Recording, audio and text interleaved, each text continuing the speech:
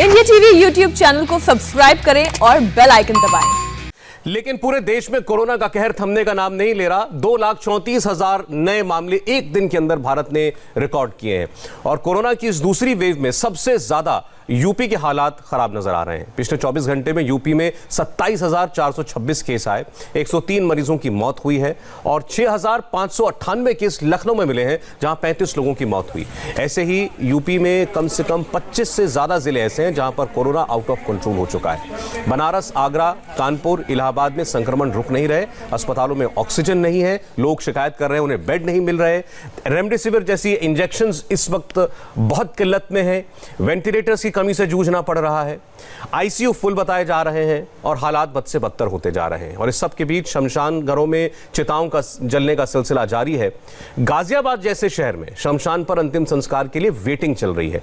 इस बीच ये भी आरोप लग रहे हैं कि सरकार कोरोना के आंकड़ों को छुपा रही है। सिस्टम पर सवाल खड़े किए जा रहे हैं और कल से यूपी में 35 घंटे का लॉकडाउन भी अनाउंस किया जा चुका है। योगी सरकार ने अपनी पूरी ताकत झोंक रखी है, लेकिन कोरोना काबू में नहीं आ रहा। यूपी के हालात कैसे थमेंगे, ये स्थिति कैसे बनी, इस वक्त देश में जो परिस्थितियां बनी हुई हैं उससे आखिर कैसे निपटेंगी राज्य की सरकारें, केंद्र की सरकारें। हमारे साथ बात करने के लिए इस वक्त बीजेपी के राज्यसभा सांसद सैयद जफर इस्लाम हैं, कांग्रेस पार्टी के नेता प्रमोद कृष्णम जी हमारे साथ हैं और समाजवादी पार्टी से घनश्याम तिवारी। आप तीनों का बहुत बहुत स्वागत है। हम आज खास बात उत्तर प्रदेश की करना चाहते थे जफर इस्लाम साहब। आगे हम लोग और राज्यों की बात भी करेंगे और कुछ घटनाएं भी हुई हैं, कुछ राजनीतिक आरोप भी लगे हैं उनकी भी। लेकिन लखनऊ जैसे शहर में 6,500 मामले आ रहे हों, राज्य की सरकार को शमशान घरों को, शमशान घाटों को टीन की दीवारों से ढकना पड़ रहा हो ताकि कैमरे ये ना देख पाएं कि वहां कितनी चिताएं जल रही हैं, तो समझ में आता है कि हालात कितने खराब हैं। क्या कहेंगे आप यूपी पर? देखिए सौरभ जी, ये महामारी है, ये बात बिल्कुल सही नहीं है और इसमें मैं बिल्कुल आपकी बात को कट करता हूँ कि माफ़ी के साथ कि आपकी जो भी आपको रिपोर्ट दे रहा है वो उसमें सच्चाई नहीं है कि शमशान घरों में ऐसी बात है और या कब्रिस्तान में ऐसी बात है और इसको छिपाया जा रहा है। छिपाने की क्या बात है, महामारी है, कोई महामारी को छुपा सकता है। लेकिन जो सरकार ने जो इस महामारी को डील करने के लिए जो कदम उठाए हैं वो इम्पॉर्टेंट है और उसके बारे में जानकारी ज़रूरी है। देखिए पूरे ये अफवाहें बहुत सारे लोग फैलाने की कोशिश करते हैं और शायद सोशल मीडिया में कभी इसको अफवाह को फैलने में मदद भी मिल जाती है।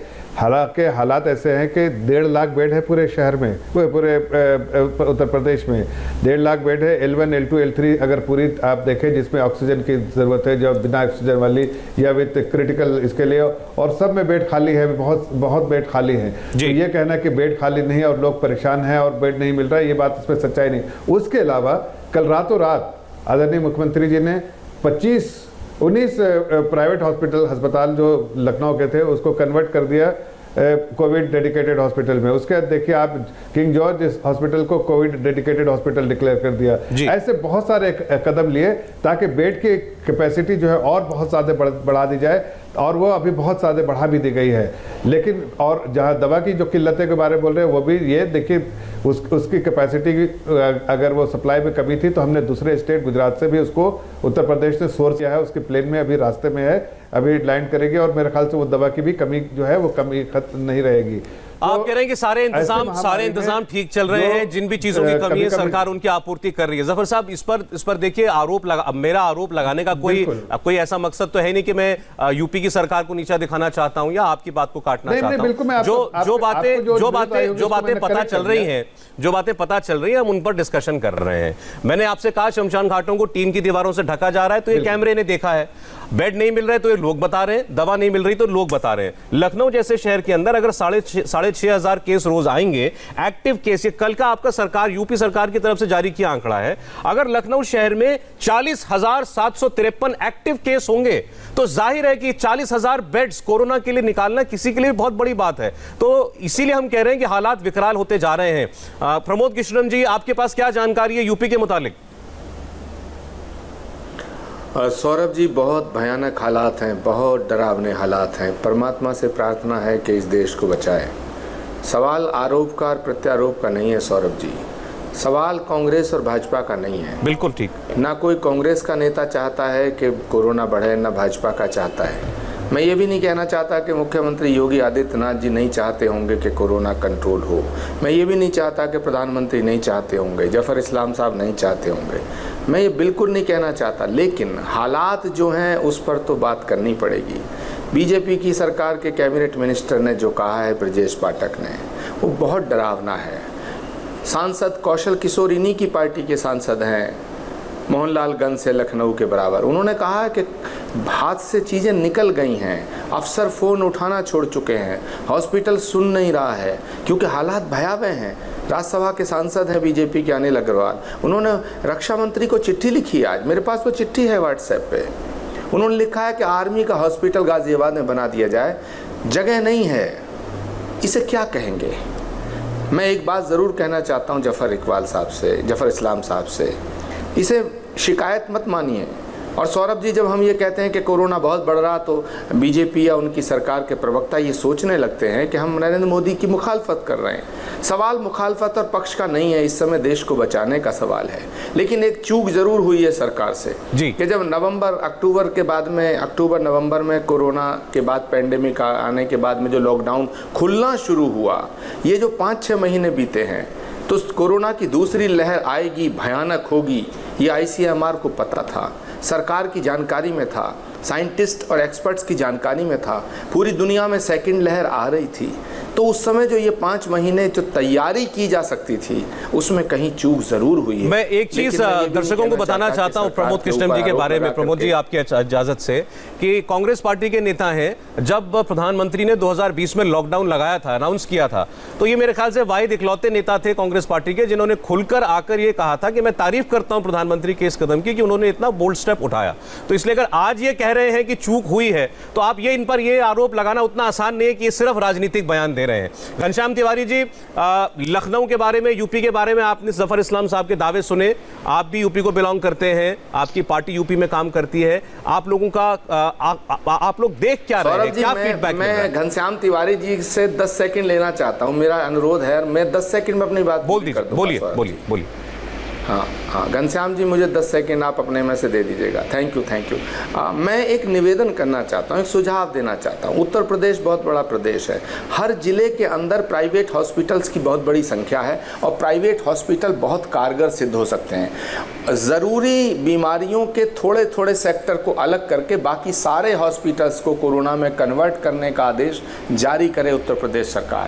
बीमारी इतनी बढ़ रही है कि हालात बेकाबू हो रहे हैं सौरभ जी, डरावने वाले हैं। मैं अगर टेलीविजन पे बोलूंगा आपके नेशनल चैनल पे, तो लोग कहेंगे कि शायद ये डराना चाहते हैं। ठीक है आचार्य जी, आप जफर साहब दोनों की बातें सुन लें तो एक साथ जवाब दे देंगे, मैं आपको पर्याप्त समय दूंगा। घनश्याम जी बोलिए। देखिए, मैं मानता हूं सौरभ की जो नेता और जो पार्टी शमशान और कब्रिस्तान को अपनी बुनियाद बना करके चुनाव जीते थे, आज उन्होंने पूरे प्रदेश को शमशान और कब्रिस्तान में तब्दील कर दिया है। अगर पिछले 1 महीने के आंकड़े देखिए, एक नंबर होता है R0, जो कि पैंडेमिक केस, ये सब जफर जानते होंगे, प्रमोद कृष्ण भी जानते होंगे, जो पैंडेमिक केस स्प्रेड का नंबर होता है। आप उत्तर प्रदेश में 1 मार्च से लेकर के और 12 अप्रैल तक के R नंबर को देखिए। 1 मार्च से 12 अप्रैल तक के जो R नंबर है 0.9 से 2.8 पहुंच गया। ये आंकड़े सरकार के सामने थे। अगर आंकड़े सरकार के सामने हैं और तब भी सरकार आंख मूंदे हुए है, और सरकार कर क्या रही थी? आदित्यनाथ जाकर के बंगाल में कम्युनल वायरस उस समय स्प्रेड कर रहे थे। पूरी सरकार 8 देश के बंगाल के चुनाव में बैठी हुई थी।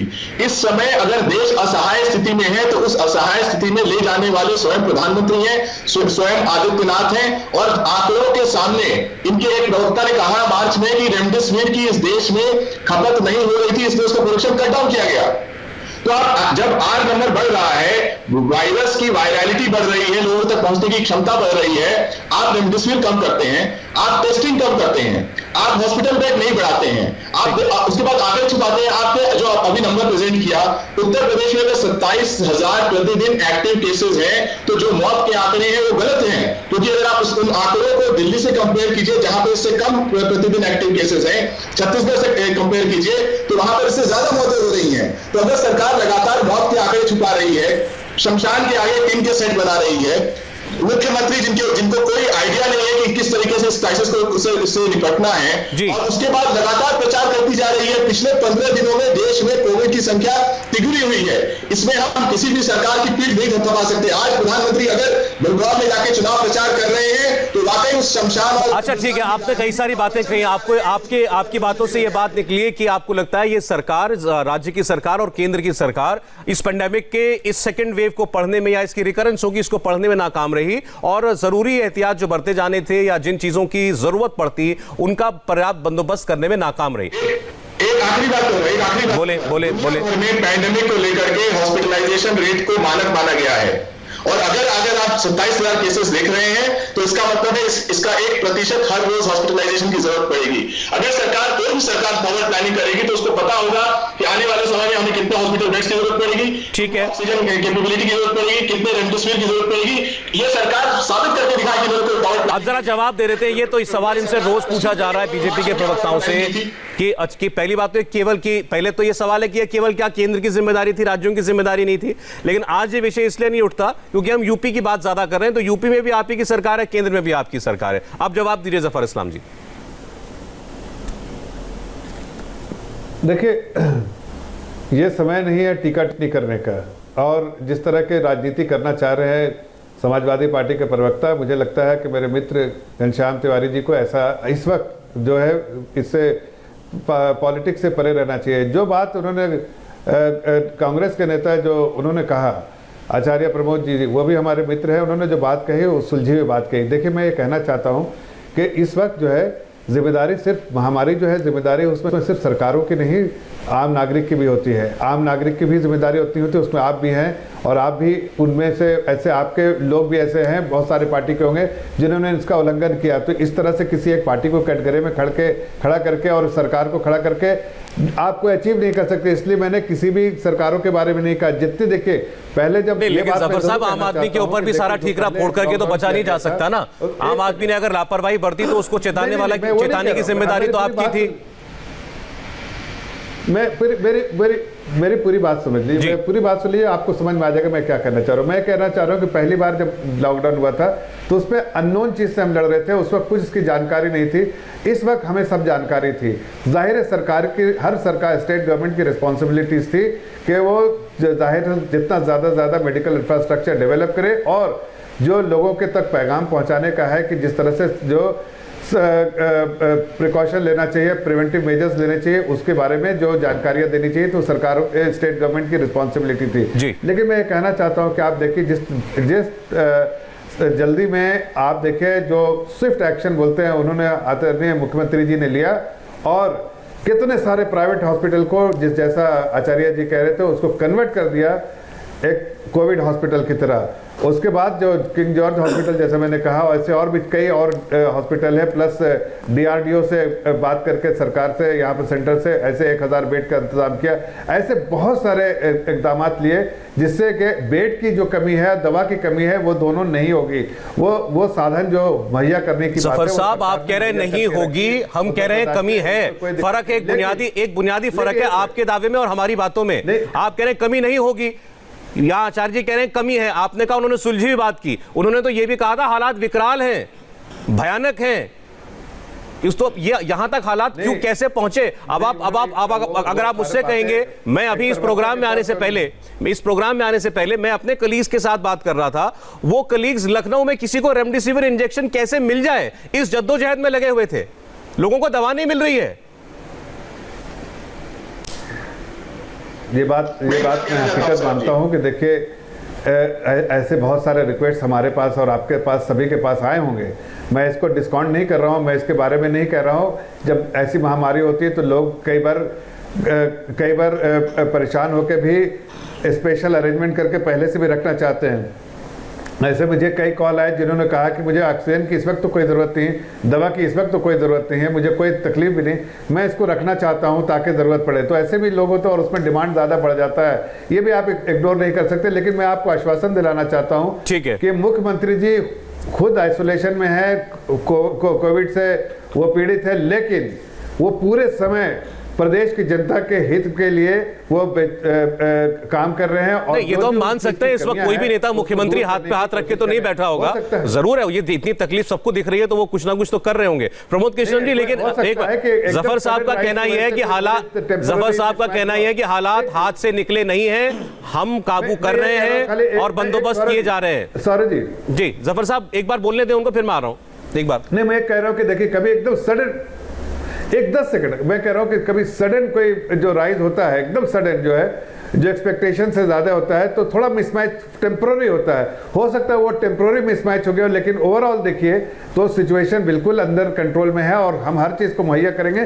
कहीं कमियां दिखती हैं। मैं तो ये बात के साथ जो बाकी दोनों लोग बैठे, दोनों यूपी के हैं, दोनों उत्तर प्रदेश के हैं, इनको फैक्ट चेक करते हैं ना सर। आतिशी जी से कहा था, सुन ली, हाँ एक मिनट सौरभ जी, आपके प्रोग्राम में मैंने कहा था आतिशी जी से कल परसों कि आप मुझे बताइए एक नंबर, और मैंने कल आतिशी जी को फोन किया। मैं आपको बताना चाहता हूं, वो इतना कुछ क्लेम कर रहे थे, मैंने फोन किया और कहा कि ये पेशेंट जो है बिल्कुल बहुत हालत खराब है, उसको ऑक्सीजन की जफर साहब समय निकल जाएगा, दिल्ली की बात करेंगे, नहीं मिला दिल्ली में, गाजियाबाद में कराया। मैं उस प्रोग्राम के बारे में बता देता हूं आपको। आपने दावा किया था दिल्ली में बेड्स नहीं मिल रहे, वो बात आपकी सही साबित हो रही है, क्योंकि वाकई हमको भी लोग इतने मिल रहे हैं कि दिल्ली में बेड्स नहीं मिल रहे हैं, लेकिन ऐसे ही लोग लखनऊ में मिल रहे हैं, वाराणसी में मिल रहे हैं, मेरठ में मिल रहे हैं, गाजियाबाद में मिल रहे हैं। उन शहरों का भी तो कोई जिक्र करेगा? प्रमोद कृष्णन जी बोले। बिल्कुल करेगा, करना चाहिए। जफर इस्लाम साहब की सारी बातों खड़ा करना चाहिए। आचार्य जी बोले, जफर साहब मैंने बोले, जफर इस्लाम साहब की बात को मैं सुन रहा था। मैंने पहले ही ये कहा था कि मैं ये नहीं मानता हूँ कि कोई सरकार ये चाहेगी कि उसके प्रदेश में हाहाकार मचे या देश में हाहाकार। मैं बिल्कुल नहीं मानता इस बात को, लेकिन जो लापरवाही हुई है जफर साहब, उसको तो स्वीकार करना पड़ेगा। हम सब मनुष्य हैं, हम मानव हैं, हम पत्थर नहीं हैं। सौरभ भाई मैं आपको क्या बताऊँ, हजारों हम लोग पब्लिक लाइफ में हैं, हजारों लोग हमसे फ़ोन करके कह रहे हैं कि हमारी माँ दम तोड़ रही है, हम उनकी मदद नहीं कर पा रहे। हमारे कल की धाम आश्रम की एक सेवादार गीता संभल से बदायूं से मेरठ भटकती चली गई, उसे ऑक्सीजन नहीं मिली, वो दम तोड़ दिया। और ऊपर से इतनी बड़ी महामारी है। अभी हमारे पड़ोस में यशपाल लव जी हमारे पड़ोसी, वो चले गए। हम चाहते हैं उनकी अंत्येष्टि में जाएं, उन्हें अंतिम विदाई दें। हम बिल्कुल असहाय हैं, हम क्या करें आप बताइए। लखनऊ तड़प रहा है, हजारों लोग हैं जो जब मैं इलेक्शन लड़ने गया था मेरा साथ दिया, वो लोग तड़प रहे हैं। हम फ़ोन करते हैं, कोई डॉक्टर फ़ोन नहीं उठाता, हॉस्पिटल के मालिक फ़ोन नहीं उठाते। हम क्या करें, यह पीड़ा है। हम लोग पत्थर नहीं है। ये राजनीति बाहर में गई, ठोकर पे मारो, इसी राजनीति को, इस देश को बचाओ। युद्ध स्तर पे आर्मी का जितना भी सेटअप है इस देश में उतार दो। सौरभ जी बहुत भयानक स्थिति है। हम लोग शर्म करने लायक भी नहीं बचेंगे। शर्म तब करेंगे जब बच जाएंगे। ये बहुत हो गया, भाजपा कांग्रेस गाली गलौज तू तू मैं। सौरभ बहुत बुरी हालत है, मेरा दिल रो रहा है। तड़प तड़प के लोग दम तोड़ रहे हैं, शमशान में लकड़ियां नहीं है, बुरी हालत है। इसको बचाओ, सब कुछ छोड़ दो, ये रैलियां छोड़ दो, चुनाव होते रहेंगे। बाढ़ में गई कांग्रेस, बाढ़ में गई बीजेपी, बाढ़ में गई टीएमसी, ये बंगाल जीतना बीतना हारना सब छोड़ दो यार। मैं हाथ जोड़ता हूं, सारे देश की जनता से अपील करता हूं, सारे देश के पॉलिटिशियन से मैं अपील करता हूं, हाथ जोड़ के नेताओं से कहता हूं, ये राजनीति छोड़ दो, इस देश की जनता को बचाओ। बचेंगे तो चुनाव होगा तो जीत लेंगे, हार लेंगे, सरकार बना लेंगे पूरे जीवन, लेकिन इस मानवता को बचाओ। मेरी अपील सुने सब लोग। सॉरी, आपने कुछ गलत नहीं कहा, कुछ गलत नहीं कहा आपने। इतना भावुक होके आचार्य प्रमोद जी कह रहे हैं, हमारे जानने वाले हैं, मित्र हैं। मैं समझता हूं कि उनको हो सकता है कुछ ऐसा एक्सपीरियंस होगा, लेकिन इसको जनरलाइज करना जो है, मैं नहीं समझता कि उससे लोग भावुक होके और भी लोग को घबराने का काम करेगा। मुझे नहीं लगता है कि हम जैसे नेता लोग जो पॉलिटिकल पार्टी से एसोसिएटेड है, उनको इस तरह से भावुक होके इस तरह की, मुझे लगता है जफर साहब अभी इस वक्त जो बोले आचार्य जी, जो भी बोले हैं वो मुझे नहीं लगा किसी नेता की तरह बोल रहे थे या आप वो किसी पार्टी को रिप्रेजेंट कर रहे थे।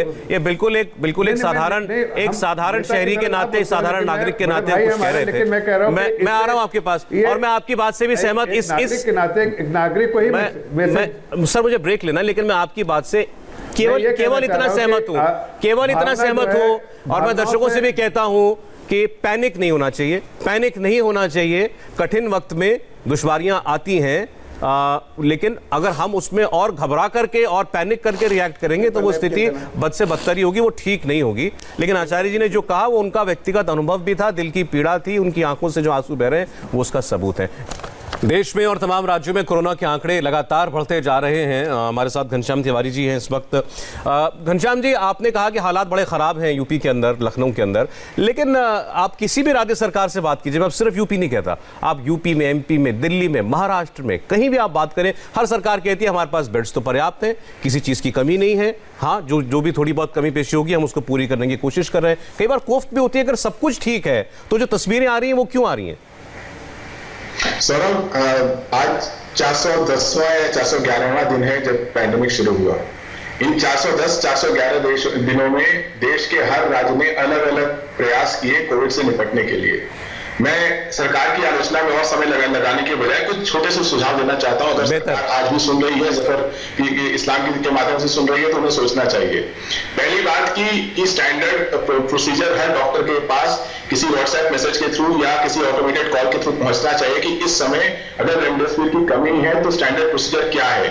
ये स्टैंडर्ड प्रोसीजर हर देश के अनुभव के हिसाब से इवॉल्व हो रहा है। अलग अलग देश अलग अलग वैक्सीन ट्राई कर रहे हैं। जैसे कि जो दवाई दी जाती है बच्चों को, कीड़ों की दवाई दी जाती है, इजिप्ट में उसकी स्टडी हुई है जिसका उपयोग पाया गया है उन लोगों में जो किसी पेशेंट को अटेंड कर रहे हैं। वो सरकार को करना चाहिए। दूसरी चीज जो सरकार को करनी चाहिए, दिल्ली ने जिस तरीके से ऑटोमेटेड कॉल सेंटर की व्यवस्था बनाई है उसको तुरंत लागू करना चाहिए। बड़े स्केल पे चल रहा है, वो सफल है।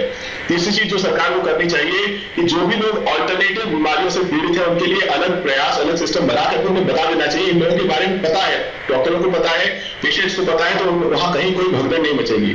चौथी चीज जो सरकार को करनी चाहिए, जो मंजर आ रहे हैं, हमने एक खौफनाक मंजर नहीं देखे थे कि देश का हर अखबार अपने राजधानी से छपते हुए वहां की कब्रिस्तान या शमशान की फोटो फ्रंट पेज पे डाल रहा है, चिताएं जल रही हैं। सरकार को करना चाहिए कि एक इंडिपेंडेंट सिस्टम हो जो कि यदि किसी की मृत्यु हो जाए तो अस्पताल से लेकर के शमशान तक या कब्रिस्तान तक उस व्यक्ति को, उसके परिवार को पूरी सहूलियत मिले कि उसको सम्मान से अंतिम विदाई दी जा सके।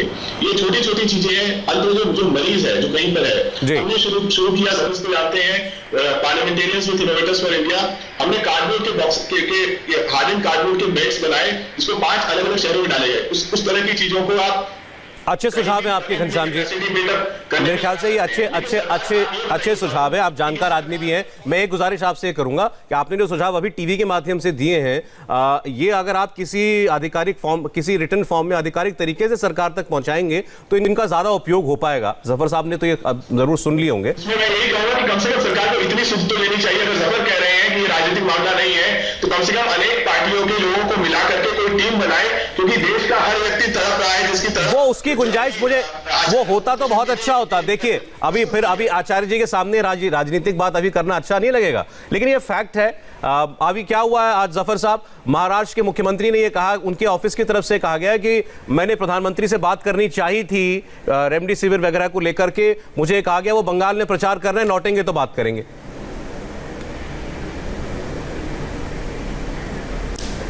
जफर साहब देखिए सौरभ जी, मैं एक बात कहना चाहता हूँ कि जैसा हमने कहा कि इस पर राजनीति करने की कोई महामारी किसी एक पार्टी की वजह से नहीं है, ये पूरी दुनिया में है। और पैंडेमिक जब है तो सब इससे जूझ रहे हैं। कोई एक पार्टी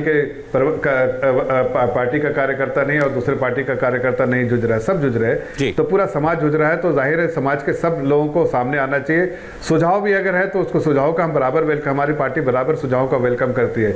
लेकिन इस तरह की जो टीका टिप्पणी आप जिसका जिक्र किया आपने, वो बिल्कुल नाजायज़ है और गलत है। अगर ऐसा ही है तो वो जब बाईपोल हो रहा था महाराष्ट्र में, वहां पर अपने लोगों को मना कर देते कि हम इलेक्शन नहीं लड़ेंगे बाईपोल में। अगर वैसा ही था तो समाजवादी पार्टी को भी वैसे ही करना चाहिए। कांग्रेस पार्टी के मुखिया जो है और नहीं, लेकिन अब ये स्थिति खतरनाक स्तर पर जा रही है। और ये मैं ये इसलिए कह रहा हूं जफर साहब कि ये पॉलिटिकल पार्टीज का झगड़ा खत्म होना इसलिए जरूरी है क्योंकि आज महाराष्ट्र के नेताओं ने जो बात कही है, अगर उस पर अमल हो गया, एक मेरी बात सुन ले 1 मिनट। उन्होंने ये कहा कि 20 लाख डोज रेमडेसिविर इंजेक्शन की महाराष्ट्र में बनती है, एक्सपोर्टर्स के पास मौजूद है, केंद्र सरकार हमें लेने नहीं दे रही है, और अगर ऐसा ही रवैया रहा तो हम जबरदस्ती उसका अधिग्रहण कर लेंगे। आप सोचिए, अराजकता की स्थिति हो जाएगी। हर राज्य के पास जो भी वसाइल बचे हुए हैं या रिसोर्स बचे हैं, वो उसको अपने राज्य के लिए उस पर कब्जा करने की कोशिश करेगा। ऐसी बातें आने लगी महाराष्ट्र से। नहीं, देखिए, नहीं, महाराष्ट्र की सरकार जो है वो आप समझ सकते हैं कि वो सिर्फ आलोचनाओं के लिए ये सब बातें कर रही है। उनको सारी सुविधाएं हैं, वो कभी भी प्राइम मिनिस्टर से बात करना चाहते हैं तो कर लेते हैं जी। लेकिन उनको अगर कोई नेगेटिव बात करनी है तो उसके लिए वो सब समझ में आता है सबको कि वो सिर्फ राजनीति करना चाह रहे हैं। चलिए, ठीक है। हकीकत तो है कि उनको कोई दुश्वारी नहीं है। जब भी उन्होंने पिछले बार भी गृह मंत्री जी से बात करना चाहा था तो उन्होंने किया। मेरे पास समय नहीं है, मैं चाहता हूं प्रमोद जी का रिएक्शन लेना। आप वही बात हो रही है कि आप कह रहे हैं कि वो राजनीति कर रहे हैं, वो कह रहे हैं कि आप लोगों ने हर चीज अपने हाथ में ले रखी है, आप राज्यों को सुविधाएं नहीं दे रहे हैं। प्रमोद कृष्ण साहब, आप अंत में आज के कार्यक्रम का आखिरी कमेंट आपके पास है, आप कोई सुझाव देना चाहें, किसी को कुछ नसीहत देना चाहें, प्लीज कहिए। सौरभ जी, मैं कहना चाहता हूं कि जितने मेडिकल इंस्टीट्यूट हैं, जितने कॉलेजेज हैं, जितने भी प्राइवेट हॉस्पिटल्स हैं, नर्सिंग होम हैं, उनको भी इस काम में लगाया जाए और गवर्नमेंट युद्ध स्तर पर इस महामारी से लड़ने की तैयारी करे। और ये अगर लॉकडाउन का फैसला दोबारा भी करना पड़ता है तो सब कुछ संभव है, रोजगार दोबारा मिल जाएगा, सड़क ट्रांसपोर्ट सब चल जाएगा, लेकिन जीवन का रिप्लेसमेंट नहीं है। मेरा निवेदन सिर्फ इस बात को लेकर है कि जब मानवता पे खतरा है तो सब चीज़ें सेकेंडरी हो जाती हैं। सरकारों का समर्थन हम कर रहे हैं और हम करेंगे, लेकिन सरकार ठोस फैसले ले, उसमें डिले ना करें। बहुत बहुत धन्यवाद इस सुझाव के लिए। आचार्य जी धन्यवाद आपका, जफर इस्लाम साहब शुक्रिया, घनश्याम तिवारी जी शुक्रिया आपका भी। कोरोना से बेकाबू होते हालात पर अभी हेल्थ मिनिस्टर, केंद्रीय स्वास्थ्य मंत्री डॉक्टर हर्षवर्धन ने एक हाई लेवल बैठक भी की है, उसमें कुछ फैसले लिए गए हैं। इसके बारे में आपको हम बताएंगे एक ब्रेक के बाद।